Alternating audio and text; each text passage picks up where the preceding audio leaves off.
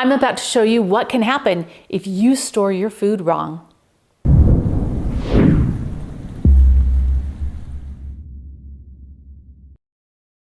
Hey Provident Preppers, I'm Kylene, and today I have something horrible to show you. Now, food storage actually is pretty simple, but if you don't do it right, it can be disastrous. How would you like to open up a can of food storage and have it look like this? This is pretty bad, right? So what happened here, this is from someone very dear to us, and she had originally had fruit juice in this number 10 can, opened it, but then she wanted to store some 9 grain. So she just poured her 9 grain in here and put this plastic lid on it. It didn't have an oxygen absorber in it, and then she left it on her shelf. That was back in 1999. And recently she took this off the shelf and she just had to show it to us. One of the other things that is important to note here is that she did this to a couple other cans and they were okay.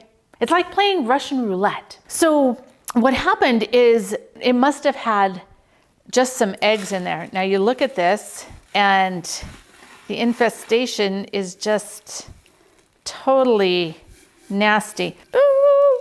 Okay, this is just kind of gross. So this is what we have. Would you like to eat this? No, and I know there's those of us out there that say, oh, it's extra protein and we're all gonna eat bugs soon. I'm not into that.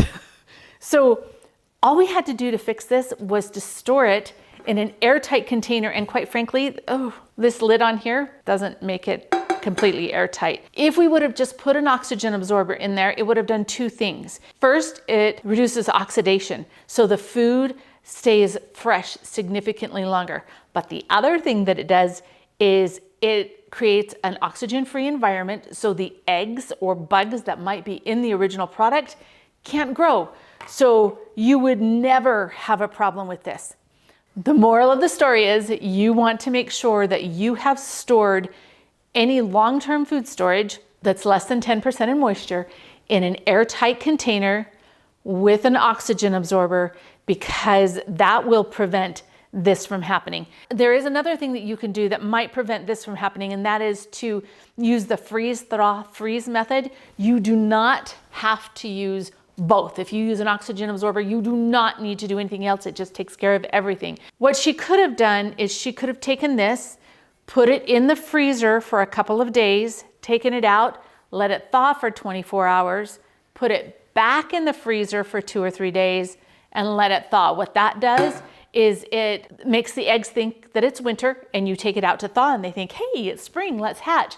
And then when you put it back in the freezer, it will kill them, because think about winter time, it doesn't kill all the bugs. So that's why you need that freeze, thaw, freeze thing. But that doesn't do anything for the oxidation. So I would only use that method if you didn't have the ability to use an oxygen absorber, because by far it is the best way to store your food. So lessons learned. Make sure that you store your food correctly so that you don't have to eat anything like this. And now for the question of the day. What food storage nightmares have you experienced? Comment below. No judging, no judging. We're not here to judge, just learn. And thanks for being part of the solution.